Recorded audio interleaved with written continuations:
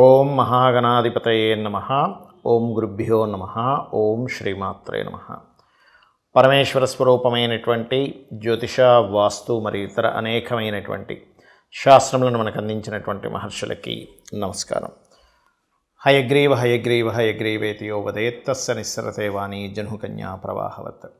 అరుణాం కరుణాతరంగితాక్షీం ధృతపాశాంకుశపుష్పబాణచాపాం అనిమాదిభిరావృతాం మయూకైః అహమిత్యేవ విభావయే భవానీం. శ్రీమాత్రే నమః. ప్రేక్షకులకి ఆ లలితాంబిక అమ్మవారి యొక్క అనుగ్రహం పరిపూర్ణంగా కలగాలని మనస్ఫూర్తిగా కోరుకుంటూ మనం ఈరోజు చెప్పుకోబోయేటువంటి టాపిక్ ఏమిటి అంటే, సూర్య భగవానుడు మకర రాశిలోకి మకర సంక్రమణం అంటారు. జనవరి 14వ తేదీన ఉదయం 8:59 57 నుంచి 59 మధ్యలో మారుతున్నాడు.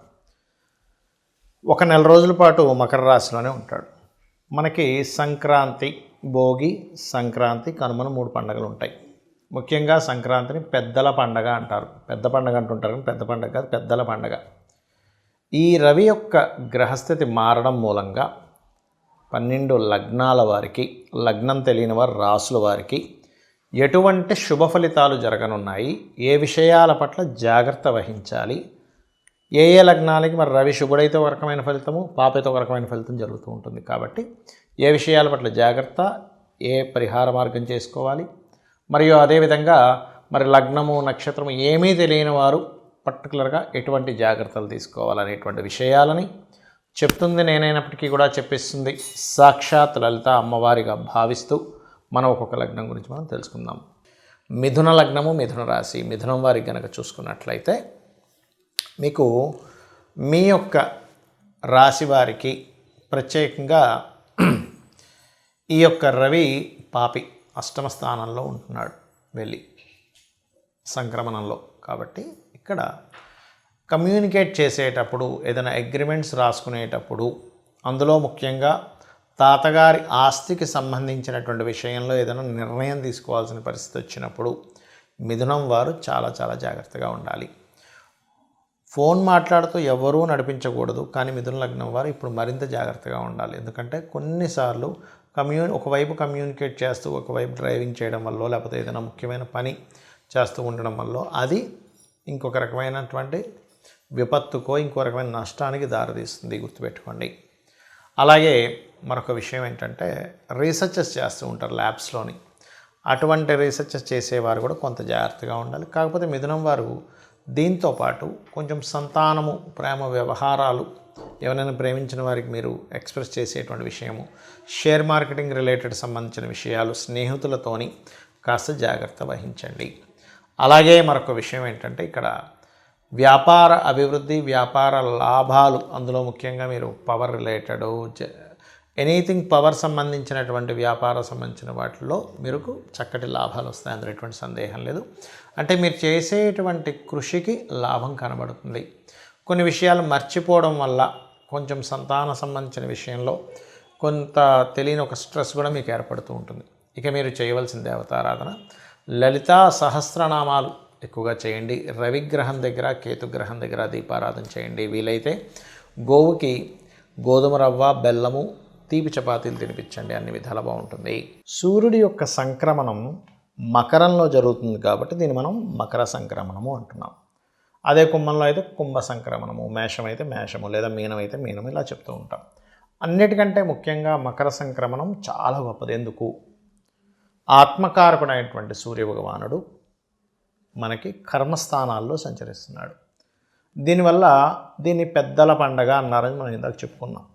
ఈ పెద్దల పండగ రోజు మనం చేయవలసింది ఏమిటంటే, ఇంట్లో మనం పండగ వాతావరణంలో ప్రత్యేకంగా మన పెద్దలు ఎవరైతే ఉంటారో, తాతలు, ముత్తాతలు, ఒకవేళ తండ్రి గారు గతించినట్లయితే తండ్రి గారికి, లేదా తల్లి గారి స్వర్గస్థులైతే శివాక్యం చెందినట్లయితే వారికని, ఎవరైతే గతించిన వాళ్ళు ఉంటారో సింపుల్గా చెప్పాలంటే వారందరికీ కూడా వారి పేరు మీద తర్పణాలు వదలడము, వారి పేరు మీద స్వయం పాకం ఇవ్వడము, వారి పేరు మీద బట్టల్ని పెడతారు. అంటే వాళ్ళకి చెందుతుంది ఖచ్చితంగా, అందులో ఎటువంటి సందేహం లేదు.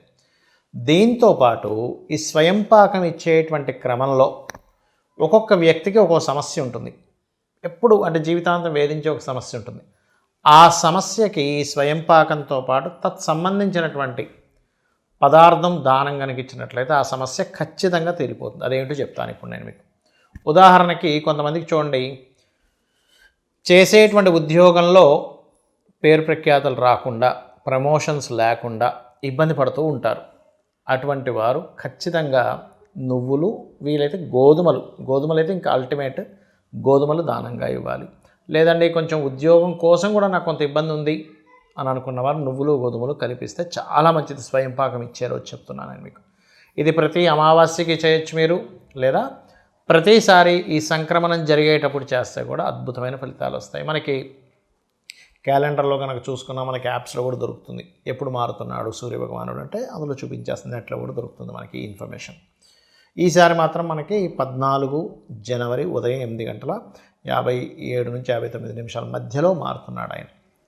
ఇక కొంతమందికి మానసిక స్ట్రెస్ ఉంటుంది జీవితాంతం, ప్రతి చిన్న చిన్న విషయాలకు కూడా స్ట్రెస్ అయిపోతూనే ఉంటారు. అటువంటి వారు చక్కగా గోశాలకు వెళ్ళి గోవులకి బియ్యం పిండి తినిపించడము. ఇందాక నేను చెప్పినట్టుగా గోధుమల ప్లేస్లో గోధుమ రవ్వ కూడా గోవుకు తినిపించవచ్చు, ఇది ప్రమోషన్స్కి. అలాగే మానసిక స్ట్రెస్ ఎక్కువ పడుతున్నా కాస్త మీరు బియ్యము దానంగా కనుక ఇచ్చినట్లయితే స్వయం పాకంతో పాటు అద్భుతంగా ఉంటుంది.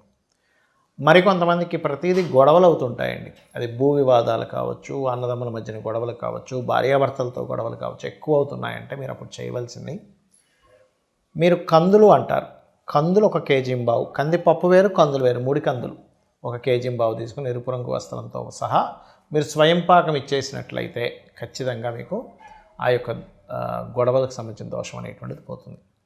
అదేవిధంగా పెసలు, ఇది దేనికి ఇవ్వాలి అంటే మీకు వ్యాపార అభివృద్ధి అవ్వటం లేదండి, ప్రతిదీ మిస్కమ్యూనికేషన్స్ అవుతున్నాయి. మిస్కమ్యూనికేషన్స్కి లలితా సహస్రనామాల్లో ఒక గొప్ప నామం ఉంటుంది, ఓం కర్పూర వీటికామోద సమాకర్ష దిగంతరాయే నమః. చేసుకున్నట్లయితే ఖచ్చితంగా ఆ మిస్కమ్యూనికేషన్స్ అనేవి క్లియర్ అవుతాయి. అలాగే పెసలు దానంగా ఇవ్వడం, వీలైతే గోవుకి గోధుమ రవ్వని తినిపించడం.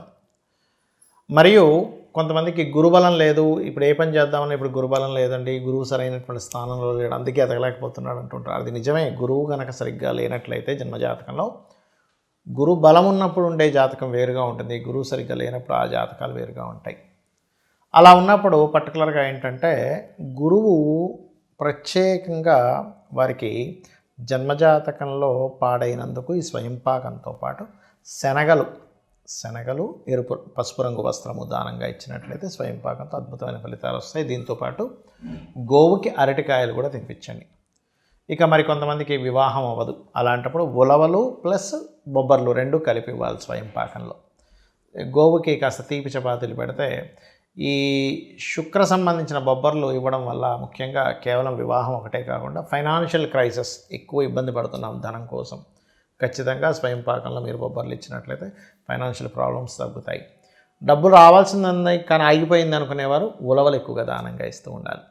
అదేవిధంగా భయాలు ఉంటాయి కొంతమందికి, లేకపోతే ఏదో బ్లాక్ మ్యాజిక్స్ లాంటివి జరిగాయి అనేటువంటి ఒక భయం ఉంటుంది. ఇటువంటివి కూడా మన పూర్వీకుల్ని మన పెద్దల్ని కనుక తలుచుకున్నట్లయితే అటువంటి వాటిని కూడా వాళ్ళు పంపించగలుగుతారు బయటికి, ఏదైనా నెగిటివ్ ఎనర్జీ మిమ్మల్ని పట్టుకొని ఇబ్బంది పెడుతున్నట్లయితే, ఎందుకంటే వాళ్ళకున్న శక్తి అటువంటిది. కాబట్టి మీరు బొబ్బర్లు ఎలా అయితే ధనయోగం కోసం ఇవ్వమని చెప్పాను, అదేవిధంగా ఇటువంటి భయాలు, ఊహలు, అపోహలు, ఏదో తెలియని ఒక భయం వేస్తుంది అనుకునేటువంటి వారు ముఖ్యంగా మినుములు దానంగా ఇవ్వాలి పెద్దలకి. అలాగే కొన్నిసార్లు జాబ్ సంబంధించిన సమస్యలు ఉండేటువంటి వారు తెల్ల నువ్వులు దానంగా ఇవ్వడము. మరియు ప్రతిదీ ఆటంకం జరుగుతుంది నా లైఫ్లో, అసలు ఏమి చేద్దామన్నా నాకు ముందుకు కలిసి రావట్లేదు అని అనుకునేటువంటి వారు ఉలవలు దానంగా ఇవ్వడము, గోవుకి గ్రాసం తినిపించడం, ఇవి చేస్తూ ఉండాలి. అయితే దీంతోపాటు మీ జన్మజాతకంలో అసలు మీరు ఏ సమస్య ఎదుర్కొంటున్నారో ఆ సమస్యకి సంబంధించిన గ్రహం ఏమిటి, ఆ అధిపతి ఎలా ఉన్నాడు అనేదాన్ని స్పష్టంగా చూసుకొని మీరు అడుగు ముందుకు వేసినట్లయితే ఖచ్చితంగా మీకు సమస్య అనేటువంటిది క్లియర్ అవ్వడం జరుగుతుంది. శ్రీమాత్రే నమః.